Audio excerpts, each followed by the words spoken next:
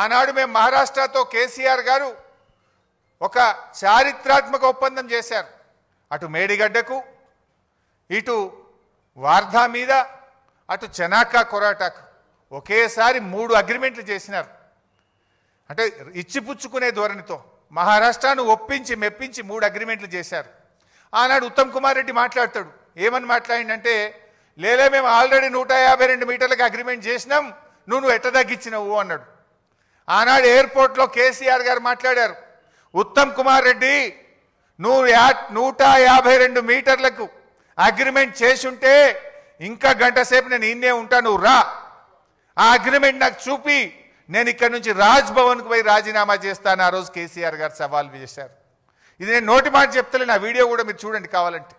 ఆనాడు కేసీఆర్ గారు బేగంపేట ఎయిర్పోర్ట్లో ఆనాటి ఉత్తమ్ కుమార్ రెడ్డి ఫేక్ మాటలకు, గోబల్స్ మాటలకు ఏ రకంగా సవాల్ విసిరినారో ఒక్కసారి చూద్దాం. ఈ రాష్ట్ర ప్రదేశ్ కాంగ్రెస్ కమిటీ అధ్యక్షుడు ఉత్తమ్ కుమార్ రెడ్డి, ఆయనతో పాటు శాసనసభలో ప్రతిపక్ష నాయకుడు జానారెడ్డి ఇద్దరు కలిసి ఏం మాట్లాడతారు? 152 మీటర్లకు తమ్మిడిహట్టి ఒప్పందం కుదిరింది అని మాట్లాడాడు.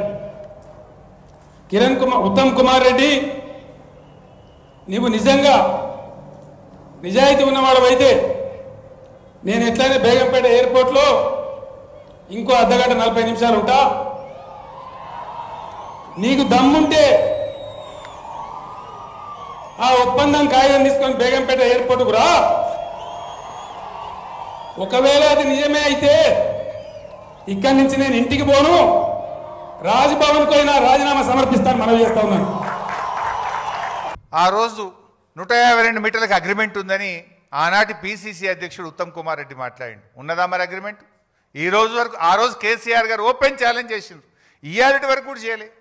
నిజంగా అగ్రిమెంట్ ఉంటే 7 సంవత్సరాలు అధికారంలో ఉండి ఎందుకు తట్టెడు మట్టి కూడా మీరు తవ్వలేదు అంటే అబద్ధపు మాటలు, గోబల్స్ మాటలు. ఆనాడు కేసీఆర్ గారు మంచి పని చేస్తుంటే దాని మీద ఏదో అమృత భాండాగారంలో విషపు చుక్క వేసినట్టు, ఒక మంచి పని జరుగుతుంటే దాన్ని ఒక అబద్ధాలు చెప్పి అనుమానాలు కల్పించేటువంటి ప్రయత్నాన్ని సృష్టించారు. ఇక ఉత్తమ్ కుమార్ రెడ్డి నిన్న ఇంకో మాట మాట్లాడి, ఆయన మాట్లాడుకుంటూ, లేదు మేము ప్రాణహిత చేవెళ్ళ ప్రాజెక్టులో అదేంది 11,000 కోట్ల రూపాయలు ఖర్చు పెట్టినాం, రాష్ట్రం ఏర్పడే వరకే దాదాపు 32% ఖర్చు పెట్టినాం అన్నాడు. ఆయన బిల్డప్ ఎట్లుంటుందంటే ఇక సత్యహరిశ్చంద్రునికి తమ్ముని లెక్క బిల్డప్ ఇస్తాడు. సత్యహరిశ్చంద్రుడే దిగచ్చిండా, అబ్బా ఉత్తమ్ కుమార్ రెడ్డి ఇంత నిజాయితీగా మాట్లాడిండా అని మాట్లాడతాడు. ఆస్కార్ అవార్డు ఇవ్వచ్చు ఆయనకు.